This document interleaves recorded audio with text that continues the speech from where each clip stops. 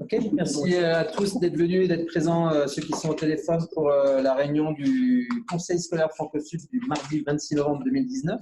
Il est 8h36. Et nous aimerions profiter de l'occasion pour reconnaître que nous nous trouvons sur le territoire des Premières Nations couverts par le traité numéro 7 et que nous sommes également sur le territoire de la nation métisse de l'Alberta, région 3. Nous n'avons qu'un contribuable et aucune délégation présente. Vous avez tous reçu l'ordre du jour. Est-ce qu'il y a des points qu'on souhaiterait changer? Des commentaires? J'aimerais, si c'est possible, de rajouter un point aux barrières si on a le temps à la fin. C'est parce que ça a été soulevé aujourd'hui. C'était pour le sondage qui est fait au niveau du ministère de l'Éducation, le sondage concernant Choice in Education. J'ai une demande, deux demandes en fait, pour qu'on communique auprès des parents le message francophone qu'on devrait indiquer dans le sondage. Communication, il y a plus 10. 10.1, sondage sur, en matière, non, sur les choix en matière d'éducation. Ministère, c'est ça. Ok, d'autres points? Est-ce que quelqu'un pourrait proposer l'adoption de l'ordre du jour alors? Conseiller Ross, tous en faveur? Tu nous diras, Louis? Si je ne suis pas d'accord, je vais vous le dire, à part de ça, c'est oui. Ok, merci. Donc, c'est adopté. L'adoption des procès-verbaux. Tout d'abord, le procès-verbal de la réunion du 12 novembre 2019. Il y a eu un changement qui a été fait par Geneviève, que tout le monde a vu. Un deuxième qui a été fait un petit peu plus tard, qui était de rajouter sur le point 7.3, c'était marqué que nous avions reçu la lettre de démission de conseiller Bourassa et on souhaiterait rajouter la lettre d'intention de démission à la place. Et ça apparaît à deux endroits dans le point 7.3. Intention. C'est une lettre d'intention de démission, tout à fait. On ne pouvait pas considérer cette lettre comme une lettre de démission. Donc, celui-là, plus le point que j'avais apporté, vont être modifiés. Absolument. C'est déjà fait, j'ai une version ici. OK, merci. Donc, est-ce que quelqu'un pourrait proposer l'adoption du procès-verbal avec les deux modifications? Conseillère Poulain, tous en faveur? À l'unanimité, merci. Et on vient de circuler les deux procès-verbaux à huis clos. Le premier qui était le huis clos restreint. Je ne l'ai pas vu, c'est celui qui était limité aux conseillers et à la direction générale. Alors, ça, je n'ai pas ce. Alors, Louis, tu avais pris les notes pour le premier huis clos. Et celui-là, on peut pas le voter celui-là. On reporte à la prochaine. On doit le reporter à la prochaine réunion, tout à fait. Ouais. OK. Je vais m'envoyer à Daniel. Il n'est pas prêt à être signé par tout le monde, donc on le repousse à la prochaine réunion. Excellent. Merci. Et 4.1.c, donc les procès-verbaux des 2e, 3e, 4e et 5e huis clos de la réunion du 12 novembre. En 2 PV différents. En 2 PV différents, sachant que tous les conseillers présents lors de ces huis clos-là ne sont pas tous présents aujourd'hui et n'ont pas vu, est-ce qu'on peut le voter quand même? Oui, si vous avez le… Si on a le quorum. Ouais. À moins que vous préfériez le reporter à la prochaine fois aussi. Est-ce que vous les avez tous lus pour l'instant? Je fais un parler. Moi, je n'ai pas lu celui-ci. Ok, donc je propose de les reporter à la prochaine réunion, tous les huis clos. Je confirme que Louis me l'a envoyé. Très bien. Ok. Donc à rajouter pour la prochaine fois. Merci beaucoup. Point découlant des procès-verbaux antérieurs, j'ai aucune trace de point à parler. Monsieur Oui. le Président, ce point 5-là, déroulant les procès-verbaux antérieurs, est-ce que les points ont besoin d'être mentionnés à l'avance ou si on peut tout simplement, vu que c'est un point qui est régulièrement automatique à l'ordre du jour, comme par exemple dans le procès-verbaux, la lettre d'intention, Est-ce qu'il va y avoir une suite à ça? Est-ce qu'on doit le mentionner d'avance, ou on peut juste le mentionner là, présentement, dire, bon, ce qu'on vient d'approuver le PV. Alors maintenant, les suivis de ça, c'est quoi? Non, ça c'est unique. Si je ne me trompe pas, c'est uniquement s'il y a des points où il y a des points d'action à faire qu'on a identifiés à une réunion, on peut refaire le tour sur les points suivants. Mais c'est quand ça revient à l'ordre du jour que c'est prêt à être traité. C'est un procès-verbaux antérieur. Parce que celui qu'on vient d'approuver, c'est un procès-verbaux antérieur. Alors, si dans ce PV-là, il y avait une action qu'on devait poser et qu'on le faisait aujourd'hui, on mettrait ça là. Ça revient à l'ordre du jour, mais comme ce n'est pas une nouveauté, c'est quelque chose, une suite d'un PV antérieur, on le met à ce point-là. OK, mais il faut le mettre d'avance? On le met en même temps qu'on fait l'ordre du jour. C'est qu'au lieu d'aller le mettre dans la section où ça irait, OK, avec la politique, on le met. Comme celui-là de la détention, on va falloir le mettre comme... non, parce que l'action elle-même, c'est le conseiller Bourassa qui le fera au mois de janvier. On n'a pas de suivi à faire. Ça, c'était juste un point qui apparaissait comme ça. OK, c'est bon. Point numéro 6, les décisions reliées aux politiques et la gestion responsable des finances. Donc, nous allons commencer par la présentation du rapport du vérificateur. Donc, je vous laisse la parole. Oui, bonsoir tout le monde. Je pense que vous me connaissez tous. Pas sûr, mais... Alors, vous avez tous reçu une copie de l'état financier. Hier soir, vous l'avez reçu électronique et aussi aujourd'hui en papier. Mais on va passer à l'écran. Louis, je m'excuse. Je ne pense pas que tu vas être capable de voir l'écran. Ça fait que je vais essayer d'expliquer un petit peu plus de détails parce que tu n'as pas le visuel. Mais si on regarde l'écran, l'état financier, c'est pour le 31 août 2019. Ça, c'est l'année fiscale pour le Conseil scolaire Franco-Sud. Et on va commencer avec, c'est tout en anglais, je m'excuse, les états financiers parce que c'est un template d'Alberta Education. On peut changer ça, on n'a pas le choix. Fait que tout l'état financier, c'est tout en anglais. Donc, on va commencer avec le Statement of Financial Position. Ça, un autre mot, c'est le bilan. Et on va commencer avec le cash and cash equivalents. Ça fait qu'on peut voir qu'il y a eu une augmentation de 2,2 millions dans l'encaisse. Si des questions pendant la présentation, je n'ai pas. Puis pour expliquer l'augmentation, il y a eu un surplus de 638 000 pour l'année fiscale. Il y a eu l'amortissement non supporté, qui veut dire que c'est des achats, des immobilisations qui ne sont pas supportés par des subventions. Ça fait que c'est des achats d'immobilisation avec les surplus que vous aviez. Okay? Ça fait que ça, c'est une dépense qui ça ne prend pas du cash. C'est une dépense qui réduit le surplus, mais ça ne prend pas du cash. Ça fait que ça augmente l'encaisse. Les variations entre les payables, les créances, les revenus reportés, c'est 1,6 million. La plus grosse partie, c'est les recevables qu'on voit ici. Ça l'a réduit de 2 millions à 871 000. Alors, parce que les recevables ils ont réduit, ce n'est pas un revenu, mais ça a augmenté l'encaisse. La prochaine partie, c'est les achats immobiliers. Ça réduit l'encaisse, ça fait que 102 000. Ça, c'était des achats pour les photocopieuses. Il y avait une voiture là-dedans, caravan, et serveur.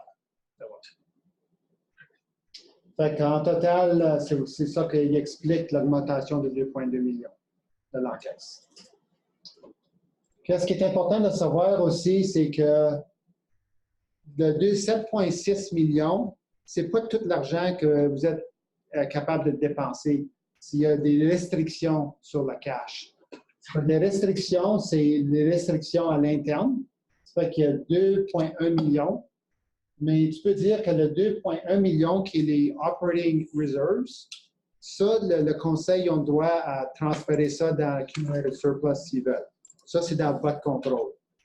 Le capital reserves, par exemple, ça, il faut fêter la permission du ministère pour servir de cet argent-là. Okay. Il y a aussi des restrictions à l'externe. Les restrictions externes, c'est les revenus rapportés. Alors, ça, c'est des subventions que vous avez reçues et pas dépensées. Il faut que ça soit dépensé sur des projets ou quelque tel. C'est spécifique pour qu'est-ce que vous pouvez dépenser cet argent-là.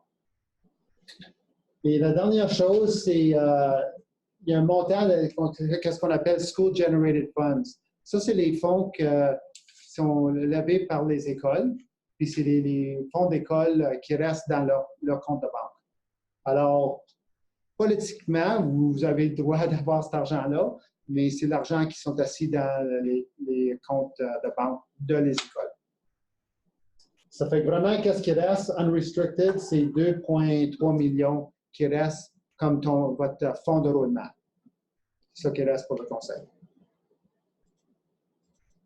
OK. Accounts receivable. Ça, on voit la différence. Vraiment, il y a 4 grosses catégories qui expliquent la variance. Ça fait que les recevables ils ont réduit de 1,2 million. Ça, c'est tout dans les notes aussi. Ça fait qu'on ne passe pas beaucoup de temps dessus. Si vous avez des questions, je vais vous poser. Dans quelle note? C'est ça, la note 4. Merci. Okay. Les payables, ça a augmenté de 800 000 à 1,2. Ça fait une différence de presque 400 000 $. Et encore, la note explique toutes ces variances-là. C'est exactement la même chose que j'ai sur mon PowerPoint. Ça fait que Louis, si tu veux regarder la note numéro 6, ça explique les variances dans les payables. Bon, merci. OK. Deferred contributions, ça fait que ça, c'est de l'argent que vous avez reçu, qui n'est pas dépensé encore. OK. Ça fait que si on regarde encore des catégories, vous avez reçu de l'argent pour des projets de construction. Puis ce montant-là, il a augmenté de 559 000 $ à comparer à l'année passée. C'est tous des projets de construction. Puis il y avait 3 projets, je ne me trompe pas, Stéphane, tu peux me corriger, là, mais je ne me trompe pas, cet argent-là est arrivé direct à la fin de l'année. Fait que c'est pas des projets que c'est pas parce que vous avez complété les projets, c'est parce que l'argent a été reçu dans l'année. IMR, pour plusieurs années, IMR, ça l'augmentait. Vous ne dépensez pas autant que vous receviez. Mais là, cette année, vous avez vraiment dépensé plus 580 000 de plus que qu'est-ce que vous avez reçu. Ça fait que ça a réduit les revenus rapportés dans la IMR. Il y a une partie de ça, c'était capitalisé aussi. Ce n'est pas tout opérationnel. Il y a un petit montant d'autres revenus rapportés aussi. Et la plus grosse partie, c'est l'allocation de capital différé. Alors, ça, c'est quand vous reçoivez de l'argent pour, disons, construire une école, ou bien non, c'est une école qui a été construite par Alberta Infrastructure, puis qui a été transférée au conseil scolaire. Fait qu'à mesure qu'on prend l'amortissement sur cette école-là, on rentre aussi des revenus pour matcher parce qu'il a été supporté par des subventions de la bâtisse. Alors ça représente les revenus qui ne sont pas encore amortissés à les revenus. Ça fait que c'est des deferred revenues parce que c'est des revenus qui n'ont pas été rapportés comme revenus sur les revenus et dépenses encore. Okay? Fait qu'il y a eu une grosse augmentation parce qu'il y a eu des écoles qu'Alberta Infrastructure ont transférées au conseil scolaire pendant l'année. OK. Les immobilisations, Tangible Capital Assets. Louis, Schedule 6, si tu veux regarder ça. Les projets capitaux IMR, on a déjà discuté, 740 000 $ qui étaient dépensés de IMR pour des projets capitaux. Les achats capitaux supportés, okay, ça c'est l'argent c'est des projets qui étaient payés par des subventions, 836 000. Des achats capitaux non supportés, des projets gérés par Alberta Infrastructure. Ça fait que tu peux voir qu'il y a 8,6 millions de valeur de bâtisses d'écoles, des écoles qui étaient transférées d'Alberta Infrastructure au conseil scolaire. Fait qu'en total, il y a une variance de 10 millions qui étaient des achats d'immobilisation. Qu'est-ce qu'on a pris comme amortissement? Il y avait de l'amortissement pour des immobilisations supportées, 3 millions. L'amortissement non supporté, c'est presque 100 000. Et le total de l'amortissement, c'est 3,2.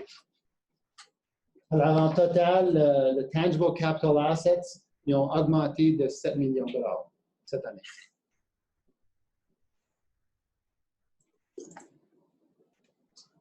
On a déjà discuté un petit peu de accumulated surplus. Ça, c'est le surplus accumulé de 4,9 millions. Puis Louis, cédule 1 et aussi note numéro 9. Tu peux regarder ça. Ça donne un petit peu plus de détails. Fait que vous pouvez voir que dans le 4,9 millions, il y a des catégories. Ça, c'est le unrestricted surplus. C'est ça qu'on a discuté tantôt, que c'est le fonds de roulement, vraiment. Les operating reserves de 2,1 millions, ça, c'est le conseil qui contrôle cet argent-là, mais c'est restricté à l'interne. Okay. Invested in capital assets, ça, c'est de l'argent que vous avez mis dans des immobilisations. Ça fait que ce n'est pas de l'argent qui est en encaisse, c'est l'argent qui est attaché dans des immobilisations. Fait que 268 000 et les réserves capitaux, c'est ça qui donne 4,9 millions. Et aussi, il faut dire qu'il y a School Generated Funds, on l'a déjà discuté, 263 000. Et aussi, il y a les réserves pour les School-Based Budgets de 111 000. Ça, ces réserves-là, c'est quand les School-Based Budgets, les écoles, ils ont tous des budgets. Puis s'ils sont au-dessus du budget, vous mettez cet argent-là dans le passé, vous mettez cet argent-là dans une réserve. S'ils sont au-dessus du budget, vous l'enlevez dans les réserves. S'ils sont en bas du budget, vous augmentez les réserves. Fait qu'en total, toutes les écoles, c'est 111 000. OK, là, on va changer à les cédules numéro 3, Louis. Fait que ça, c'est tous les revenus et les dépenses par département. On peut voir que la première ligne, c'est l'argent que vous avez reçu, les revenus de Alberta Education. Ça, tout cet argent-là, ça représente 90 de tous vos revenus. Peut-être juste me dire, Gary, la page, ça va la page 12. C'est quoi? 12? OK, merci. OK. OK, ça, c'est Alberta Education. Ça, Alberta Infrastructure. Ça fait que ça, c'est une nouvelle ligne cette année. Le gouvernement voulait qu'on rapporte l'argent qui est reçu de Alberta Infrastructure, qui représente tous les projets capitaux, et aussi le M&R, le funding. M&R funding, ça, c'est l'argent qui est donné à des contracteurs, des P3 schools, l'argent qui est donné aux contracteurs pour la maintenance des écoles. C'est une entente. Puis l'argent n'est jamais envoyé directement au conseil scolaire. C'est envoyé directement de Alberta Infrastructure on behalf of le conseil scolaire, au contracteur. Board and System Administration, vous pouvez voir en bas que le surplus déficit, ça arrive exactement à 0. Ça, c'est parce qu'on transfère exactement le bon montant de chaque département pour que ça arrive à 0 dans l'administration. Alors, mais qu'est-ce qui est important, à mon avis, c'est que vous ne dépassez pas le maximum qui est alloué par Alberta Education. Puis si on regarde, Louis, ça devrait être la dernière page dans ton rapport. C'est le Board and System Administration expense over maximum limit. Expense under or over maximum limit. Ça fait que vous autres, au conseil scolaire, vous avez dépensé 2,4 millions juste en bas. Et le maximum, c'est 2,5 millions. Alors, il y a une variance de 110 000. Fait que vous êtes en bas du maximum de l'administration. Oui. Juste me clarifier, juste me rappeler, c'est quoi le pourcentage qu'on est permis au niveau de l'administration? Le pourcentage, c'est 4,1. OK, merci. J'ai une question pour toi. Étant donné qu'on est un conseil francophone, minoritaire. Est-ce qu'on se doit de respecter son taux de pourcentage? Ça, c'est le taux de pourcentage pour toutes les commissions scolaires en Alberta. Oui. Est-ce que parce qu'on est un petit conseil ou un conseil plutôt francophone, est-ce qu'on a un pourcentage différent ou on est considéré différent? Est-ce qu'il y a quelque chose qui est mentionné à ce moment-là? Il y a un formulaire pour small schools. Ça fait que si vous êtes au-dessus de la limite. Fait que si tu seras, je ne sais pas exactement le montant, là, mais si le montant d'élèves serait en bas de la limite pour qualifier pour small school, là, tu auras plus de pourcentage pour l'administration. Moi, je ne connais pas un formulaire pour francophone. Je ne pense pas qu'il y a un formulaire pour donner plus dans l'administration pour un conseil francophone.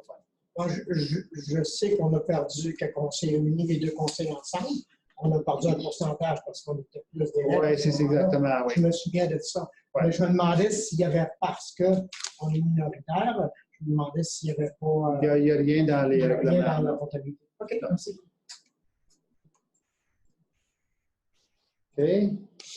On retourne à cédule 3, page 12, tu m'avais dit, je pense.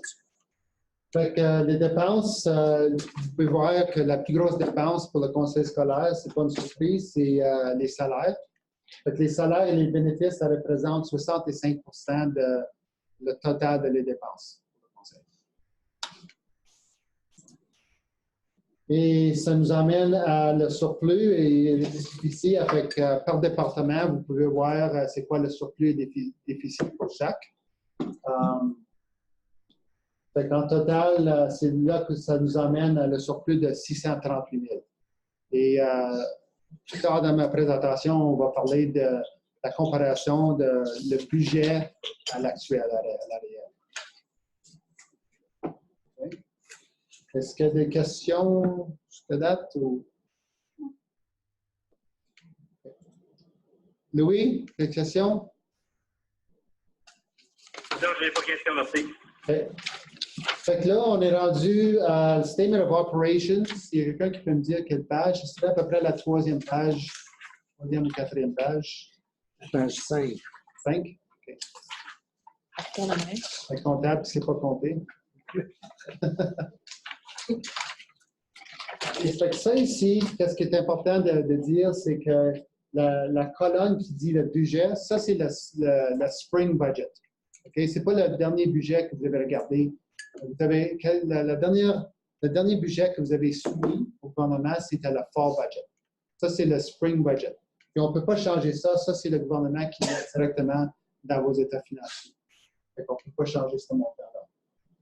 Et si vous vous en rappelez, vous avez prédit dans ce temps-là, au printemps, de 200 000 de déficit.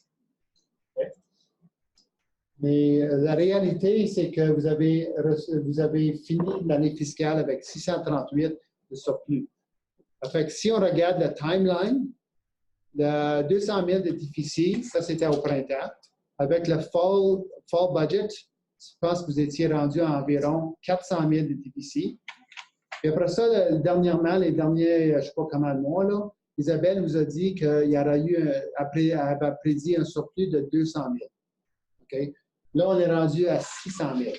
Fait que la grosse variance entre le 200 et le 600 000, c'est juste parce que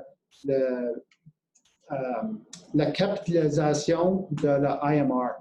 Fait que quand on a pris l'argent de IMR, puis on a fait des achats, des immobilisations, ça n'a pas été prédit dans l'année fiscale. Fait que c'est ça, le 400 000, la plus grosse partie, c'est ça qui a créé l'augmentation. Okay. Et ça, je pense que c'est tout pour l'état financier. D'autres questions? Ouais.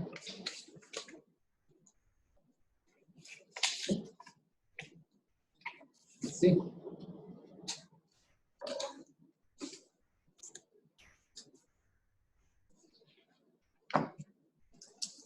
Louis, avais-tu des questions?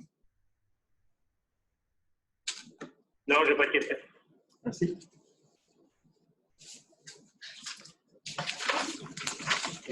C'est bon? Tout le monde? Oui. Question? Je pense que c'est là qu'on parle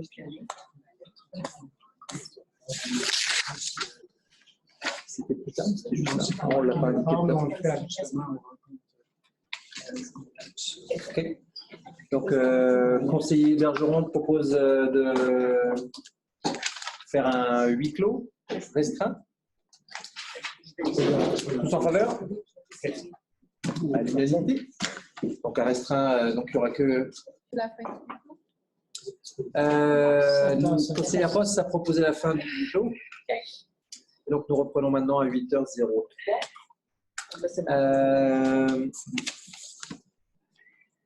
Donc, nous, on va proposer l'adoption du rapport du vérificateur pour l'année 2018-2019. Quelqu'un souhaiterait proposer? Conseillère Poulain, tous en faveur? Ouais, je ne sais pas si on propose ou on reçoit. Si je lis mon papier, on propose. Oui. On propose l'adoption du rapport. Oui. OK, c'est bon. Je suis en faveur. Okay. Donc, tous en faveur? À l'unanimité? Adopter. Adopté à l'unanimité. C'est bien adopter. C'est adopter le rapport. Super. Ça a été vérifié, Louis. Merci. Ben, merci beaucoup, hein, Gary. Super. Vous faire les signatures tout de suite? Ou... Oui, on pourrait, afin que Gary puisse quitter les lieux. Oui, oui, tout à fait. Okay. C'est juste moi ou c'est tout le monde? Non, c'est Daniel, Isabelle. Est-ce que ma plume te convient? Puis Suzanne Coty. C'est pas bien. Attends un petit peu, laisse-moi la tester. Tu sais, quand tu l'as acheté? Oh. Oui. Caméra.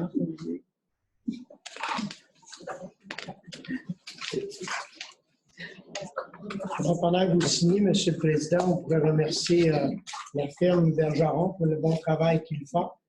Ils ont fait encore à date. Et puis, on vous souhaite un bon retour, M. Gary. Merci.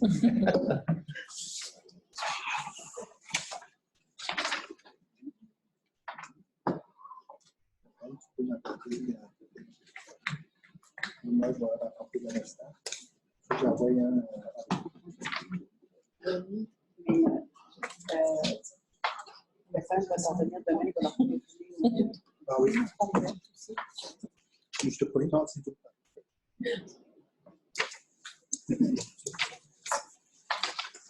On s'est parlé. C'est là-bas.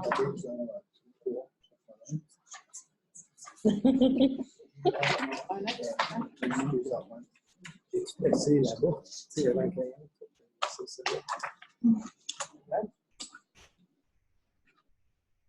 Je pense que c'est.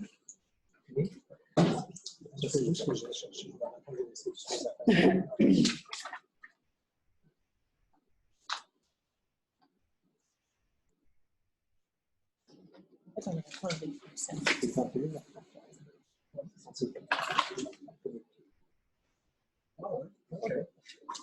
Normalement, c'était temps. On On va laisser tout d'un coup qu'on en a besoin. pose la question, Nathalie, c'est elle. Arrêtez, je vois plus rien. Il y a La réunion à 20h30, c'est 21h30. je pense que c'est ça que j'ai fait. Le calendrier, c'est 21h30. C'est dans leur jour.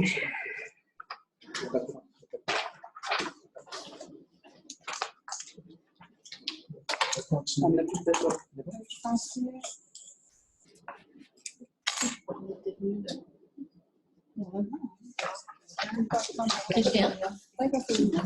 Oups.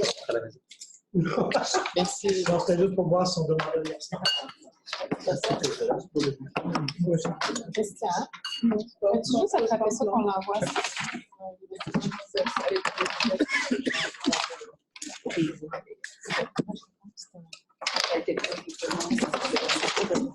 Je me demandais à quel point j'ai fait. Est-ce que c'est assez long? Tu te vois plus? Stéphane? Sinon, je vais aller en dessous si tu as besoin. C'est plus à toi. Hein. C'est assez long. C'est assez long. On gère tout seul, c'est bon.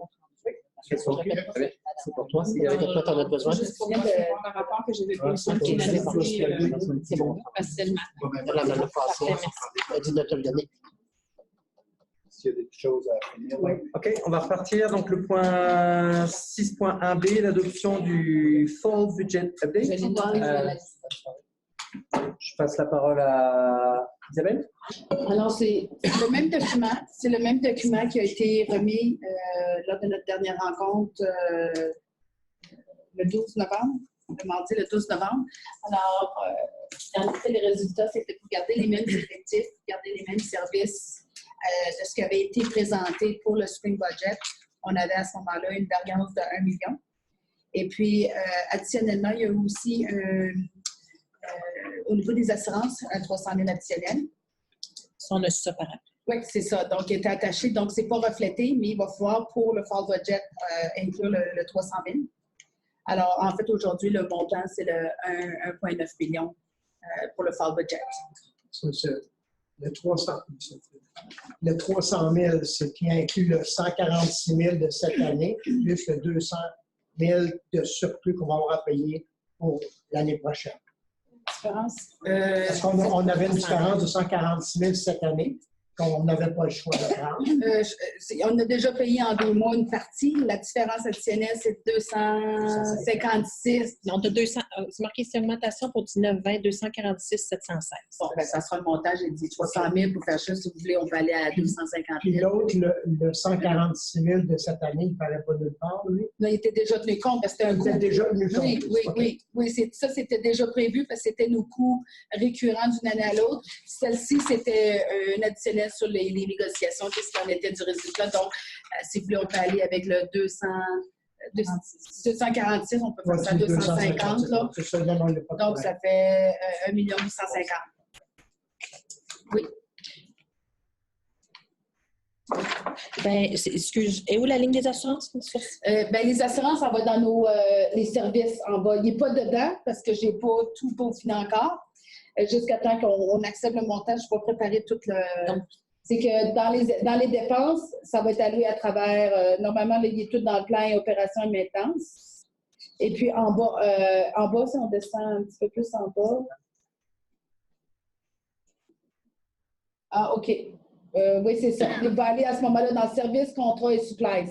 Parce qu'en haut, ça, il l'a par programme, puis il l'a par objet. Donc, c'est là que ça va aller s'ajouter dans les lignes. Donc, ce qu'on dit présentement, c'est que dans ça, j'ai le 100 quelques mille qui est mis là. Donc, le 246 ajouté n'est pas là. Non, il n'est pas là. Il n'a pas été amendé pour garder l'image intacte parce qu'on a l'information additionnelle. Donc, on parle comme ça pour dire que c'est un 250 additionnel qui devrait être ajouté pour le final, mais pour approuver le montant pour que je monte tous les documents qui vont être assignés. Donc, aujourd'hui, on nous demande d'approuver 1 850 000 ou 1 9 000 000. De déficit. Oui. Parce qu'on rajoute le 246 par-dessus. Oui. Présentement, moi, ce que je vois sur mon document, c'est 1 636 000. Oui. De ce montant-là, c'est de 200. Plus le 246. OK, merci. Et les 250 000 de TIBA? Ça, c'était lorsqu'on avait été initialement dans nos hypothèses, il y a des coûts additionnels pour lors de la convention. On disait que c'était le coût additionnel que ça nous avait coûté au niveau de la table centrale. Et puis, on l'avait mis en extra dans la mesure où si on est réellement compensé par le gouvernement, ça diminue à ce moment-là notre déficit parce qu'on va avoir un remboursement. Alors, je voulais le mettre en ligne en bas pour voir l'effet net. Au lieu de faire l'inverse, dire ça va faire 1,4, mais ça, en fait, il n'est pas puis rajouté par la suite. Je l'ai tout de suite mis inclus parce qu'il est fort probable qu'il va être inclus, mais on ne sera pas remboursé pour. Ça, c'était initialement lorsqu'on l'avait fait. Alors, je l'ai laissé de même pour ne pas changer non plus les donnes qu'il y avait avant puis après. Parce qu'il y avait une possibilité qu'on se disait qu'on allait être remboursé. Mais nous, dans nos hypothèses, mais on l'a fait after the fact, après la ligne, mais nous, on l'a inclus parce que les chances qu'on ne soit pas remboursé, qu'on soit remboursé étaient plus minimes. Là. Lynn, est-ce qu'on anticipe d'être remboursé? C'était négociable, ça me semble. On anticipe d'être remboursé? Non, c'est ça. C'est là où je comprends pas pourquoi est-ce qu'on les fait apparaître si on ne va pas les recevoir. J'ai gardé le template du spring budget initial dans la mesure pour dire, dans la point de vue d'une discussion, si on était remboursé, ça diminuerait le déficit à ce moment-là. Mais ça ne l'est pas. Donc, on approuve en haut du T-bar. Maintenant, le fameux 300 000 de plus, est-ce qu'on l'absorbe dans nos réserves ou on augmente notre déficit? Bien, le déficit va être pris à même du unrestricted surplus. OK, c'est ça. OK. Il va nous rester juste... Des questions, Louis? 600 000. Okay, Oui, j'ai une question, Isabelle. C'est que le total, on s'en est pour investir d'un point 6, c'est ça? Non, 1,3. 1,850, 1,9. 1,9, sur quelle ligne c'est là? Il n'est pas là, c'est ça que je dis. C'est que j'ai gardé intact, puis on a ajouté, à la rencontre, on a ajouté le coût additionnel de l'assurance qu'il faut absorber, puis l'intégrer. Alors là, l'image que vous avez n'a pas été reflétée incluant ça parce qu'on voulait vous le démontrer qu'en prenant l'information de l'assurance, on doit l'ajouter à ce qui a été demandé à notre rencontre du 12 novembre. OK. La dernière question, c'est que notre réserve devrait rester... Après le 1,9 des déficits, on devrait rester combien dans la réserve?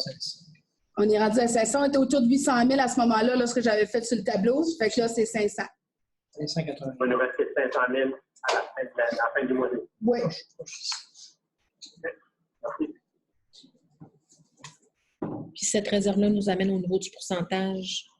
Où est-ce qu'on doit être? Ça devrait, parce que normalement aussi, lorsqu'on va voir les résultats, une fois que les états financiers sont envoyés, on est comparé aussi à tous les autres conseils comparatifs. Donc, la moyenne a pu baisser, puis on peut être dans la moyenne cette fois-ci, parce qu'il y en a qui ont droppé plus de leur réserve. Alors, ça va jouer en comparaison avec... Mais notre pourcentage, le pourcentage des réserves, c'est selon... Il devrait diminuer parce qu'on s'en va définitivement. Vers où à peu près? On est où présentement, puis on s'en ira. Peut-être à 6,5 %. On était à 7,25 de mémoire, là, mais give and take, là. Mais on est en descente pour se rapprocher à la moyenne. D'autres questions? Non. Donc, on touche pas aux effectifs en classe. Excusez. On maintient. On maintient. Ça, c'est le scénario qui a toujours été présenté avec tout ce qui a été donné au Spring Budget, les hypothèses, les éléments qu'on vous avait partagés avec les effets du nouveau gouvernement et les effets additionnels des assurances, on se ramasse à 1,9. Dans le ce que vous avez eu dans les messages clés, évidemment, il y a une variante qui n'apparaît pas encore, une variable plutôt, c'est le PLO. Alors, il se peut très bien qu'on reçoive autour de 300 000 $ cette année, mais ce n'est pas inclus là-dedans. C'est ce qu'on n'est pas certain.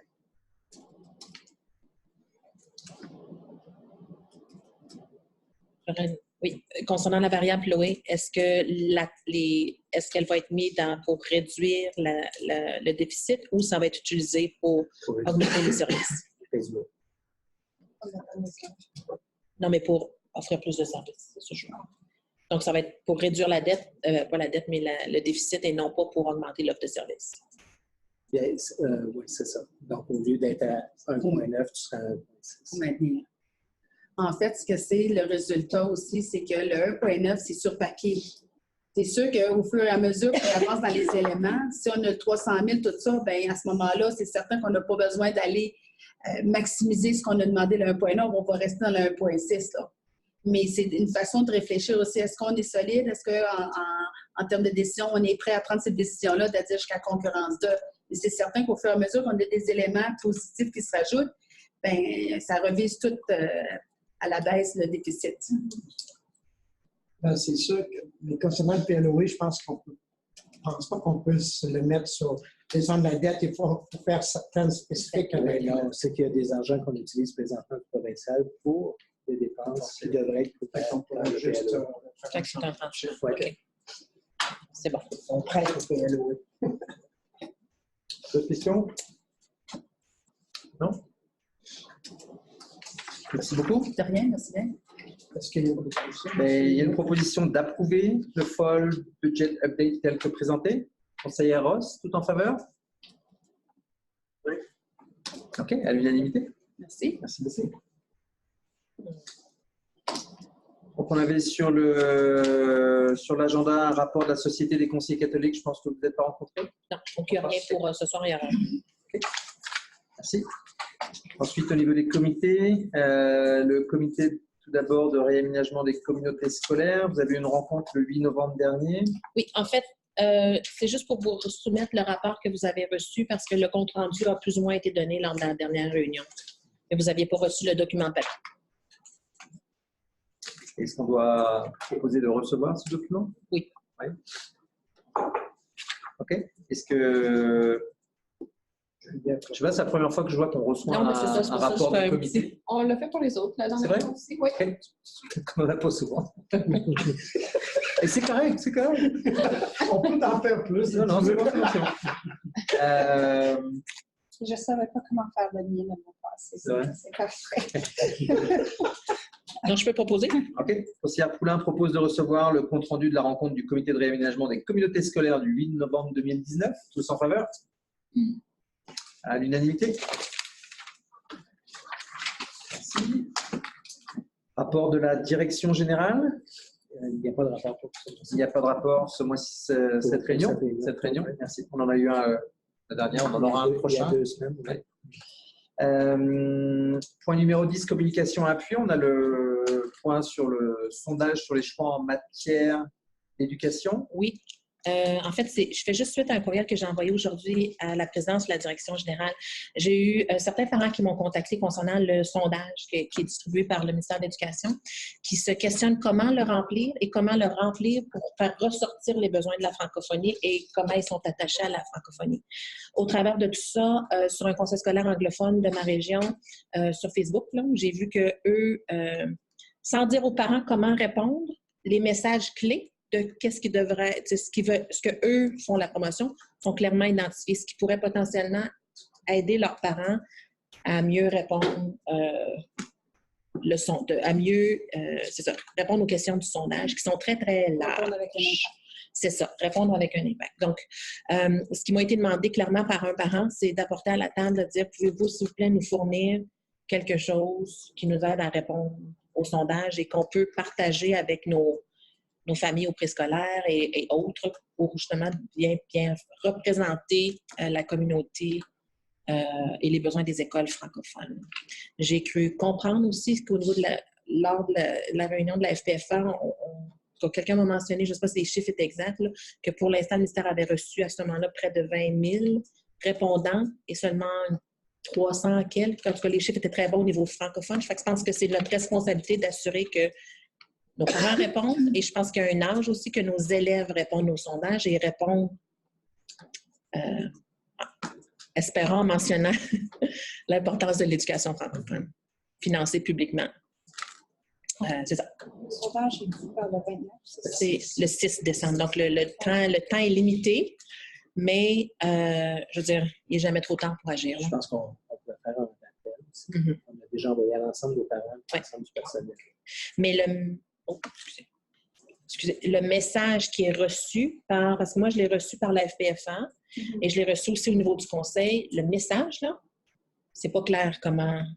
Si tu n'es pas impliqué dans le système, là, pas clair, qu'est-ce que tu veux dire? Puis juste, encore là, je vais avec moi, comme Canmore, puis j'ai déjà mentionné Antoine, je ne sais même pas où je fit, là, où est-ce que je devrais cocher, Calgary, Sud, région, en tout cas, c'est pas clair. Donc, je suis assurée que les données qui sont recueillies reflètent vraiment notre réalité, puis nos besoins, puis l'importance de l'éducation francophone. Il y a aussi une réunion qui est où Erwan et moi, on va assister avec les représentants de chacun des conseils. On a reçu des questions précises qui ne se retrouvaient pas dans le sondage. Au niveau des DG, on est en train de préparer un document là-dessus. C'est pas évident. On essaie de bien se préparer pour cette rencontre-là, qui se fait en personne. Là. pas en personne, peut être à distance, mais je veux dire avec les gens Mhm. du ministère. Alors, ça, c'est à titre d'information. Mhm. Alors, ce que j'entends, c'est que vous aimeriez qu'on prépare, à partir du sondage, Un guide de réponse. un guide de réponse. Ben, non, mais je vous l'ai envoyé. J'espère que, en tout cas, c'est sûr. On l'a tout complété, nous autres. Oui, mais vous comptez juste pour 5 sur les 300. Je veux dire, on ne peut pas dire aux parents quoi dire. Non, dans un c'est pas ce que je sondage. dis. OK, je vous ai envoyé l'information. Je ne pense pas avoir mis le lien, là. Je pense que ça vaut la peine. C'est un conseil scolaire catholique anglophone qui dit Catholic education, publicly funded Catholic education is important. You need to voice your blah, blah, blah. Catholic education is. C'était comme, c'est clair que quand tu remplis ce sondage-là, tu vas verbaliser à quelque part que l'éducation catholique financée publiquement, elle est importante. Fait que je pense que l'approche qu'on a au niveau provincial présentement, au niveau francophone, n'aide peut-être pas nos parents à clairement verbaliser. Assure-toi d'indiquer que ça, c'est important. Ouais. Un parent qui n'est pas informé. Même moi, j'ai été obligée d'aller sur le site de l'éducation et faire un peu de recherche pour répondre avec, de mon opinion, avoir un impact avec ma réponse. Donc, je comprends ce que tu dis. Puis,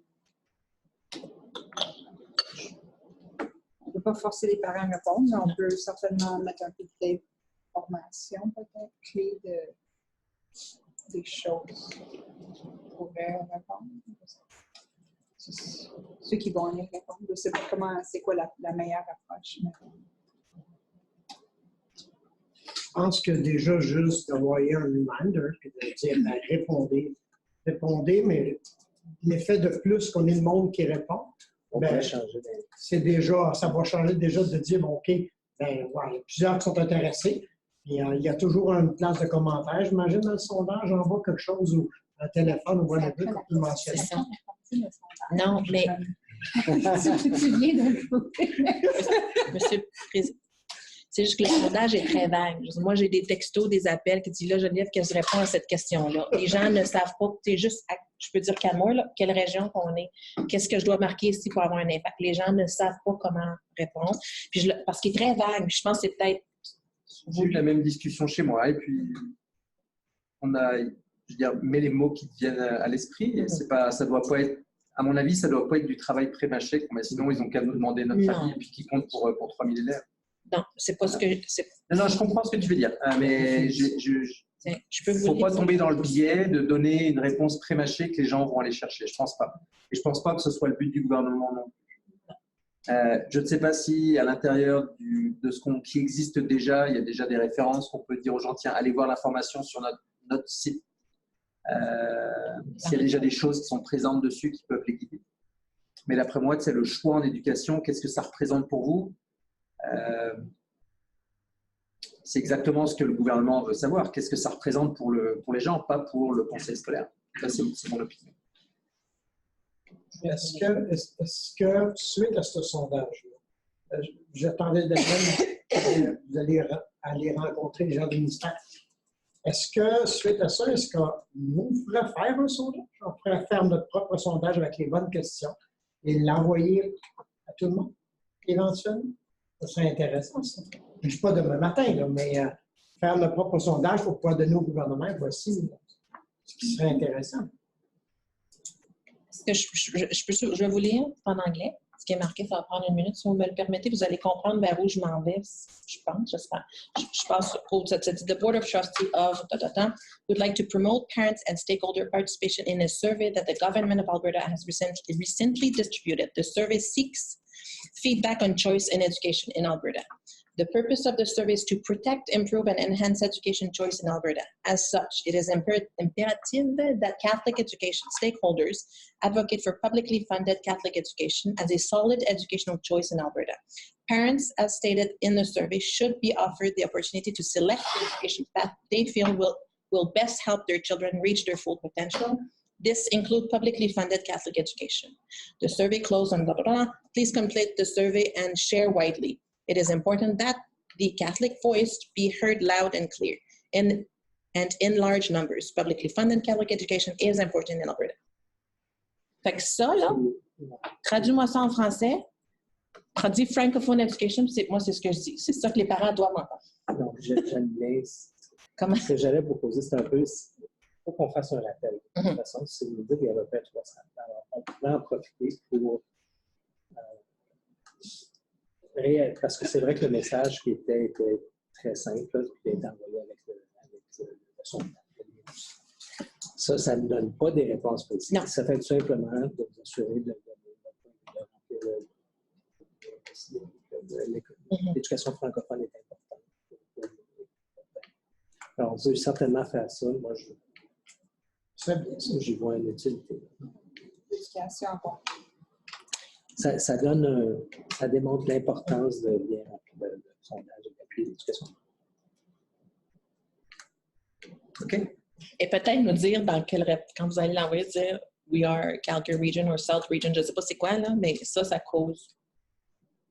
cause un peu. Ouais, OK. Parce que moi, je ne me retrouve pas là-dedans, comme école. C'est pas clair, donc j'imagine que c'est pas clair pour les autres. C'est ça, là. Les élèves peuvent répondre. C'est la même chose quand tu vas voter pour les élections. C'est privé et du public aussi. Puis le sondage, si under 16 peuvent répondre, nos élèves peuvent répondre. Fait que si on encourage nos directions à s'assurer que les élèves under 16, ça veut dire peut-être pas maternelle, là, mais si nos élèves peuvent répondre. Okay. Bon. Je ne vois pas d'agenda automatique. Donc, je propose de lever la réunion à 20h32. Tous en faveur? À l'unanimité? Merci. Bonsoir. Merci. Au revoir. Oui. Est-ce qu'on est fermé?